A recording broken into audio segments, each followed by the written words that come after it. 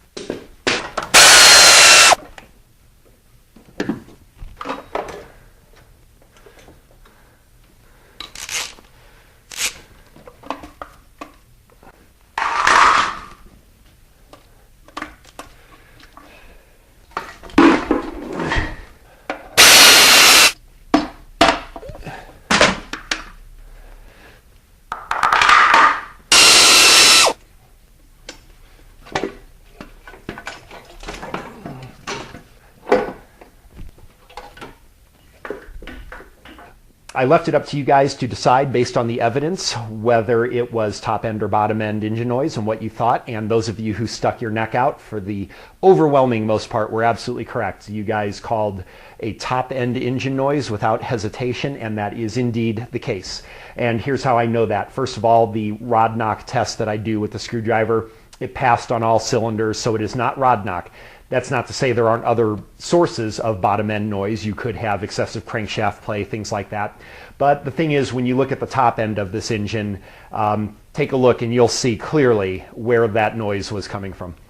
So I'm over here at the valve train for number 5. We've got, let's see what we got here. This is going to be exhaust and this is intake. And it looks like the intake valve is open a little bit right now. So I'm going to turn the engine over to get the intake closed. There we go.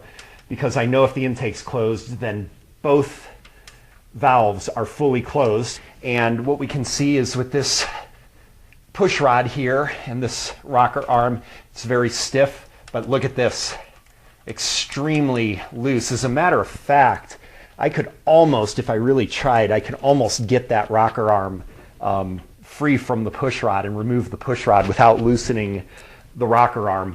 So that obviously a source of noise. As we go down the line and set the other valves to their closed positions, there is actually another one over in the front of the engine right here.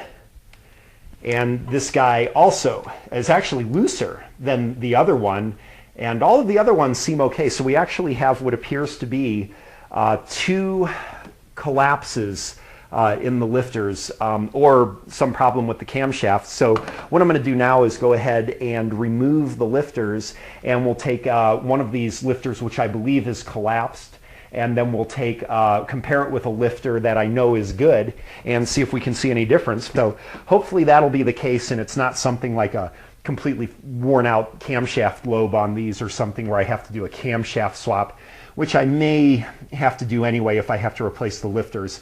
I'll probably try reconditioning them if that's the case, using that lifter reconditioning video that I will also put in the link description. We'll maybe give that a try, see if it works. But let's get some lifters out of here and take a look.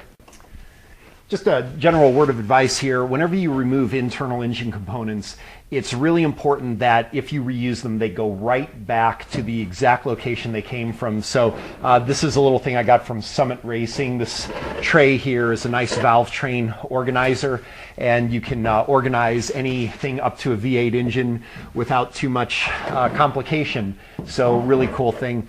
And I also, here's another little tip, I use this for the bottom end, for pistons and piston rings. This is actually just a 2-liter soda tray that you would find at any supermarket or something. You can just ask them for this and they usually will let you have one. So that's perfect for organizing your pistons. So very important that whatever method you use, you can put stuff back the way you found it. These models use a lifter retainer. And remember, when you take this off, you're going to want to remember what the orientation of it was and whether it was from the front or back. Always important to do that. You might notice, by the way, if you look, I don't know if you can see it with the camera, but there is severe coolant mixed with the oil. If you remember in the last video, we did find that as part of the diagnosis. It is actually from a blown head gasket that was verified by a compression and leak down test right around the number 5 here. So it does have a blown head gasket, and actually the owner says that this is the second time in 6 months that the head gasket was done. So probably I'm going to have to take a really thorough look and see if maybe when they replaced the head gasket they didn't check to make sure that the cylinder head flatness was within spec. That's a very common reason for a quick head gasket failure like that. So definitely some investigation warranted, but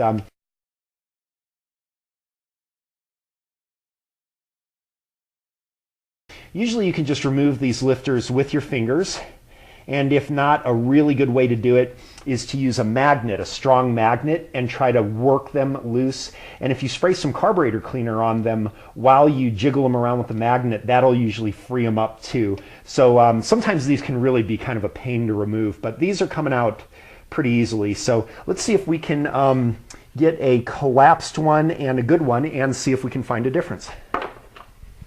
All right, and boy, some of you guys really are good. Indeed, this is what I would have expected it to look like. Let's see if we can show you this in the camera. And we can see that this lifter here, the body inside is depressed quite far into the lifter, whereas if we look at its partner here, you see that it is not nearly as depressed. So this clearly is indeed a collapsed lifter. And you remember there was another collapsed lifter at number 3. There you go.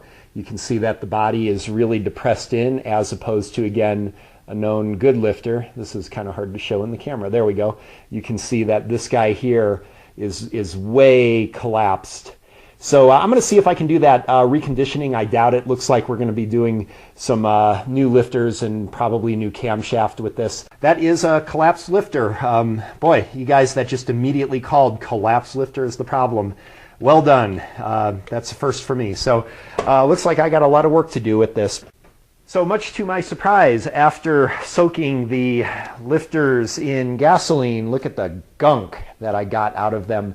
But after soaking them in gasoline, I was able to take them apart and put them back together as per the lifter reconditioning video I did earlier, which I have a link in the description, and you can see now that the lifter is back to its normal position. Look how nice and clean it is too.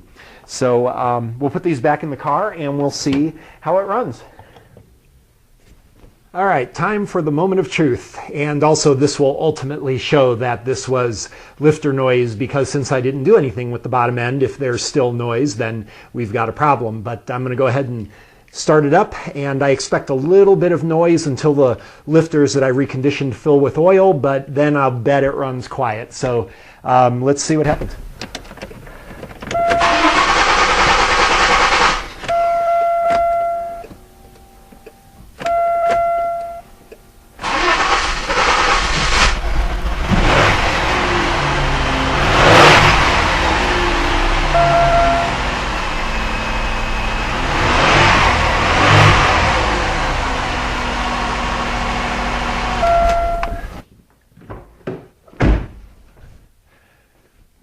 Wow, what a difference. So I guess that shows it. So if you think about it, I've actually got 2 videos, one with rod knock and one with obvious lifter noise. So I guess you can look back at those videos, and if you've got engine noise, you could kind of see what your engine sounds more like. But I'm pretty happy with this. Thanks for watching. I hope you found this helpful.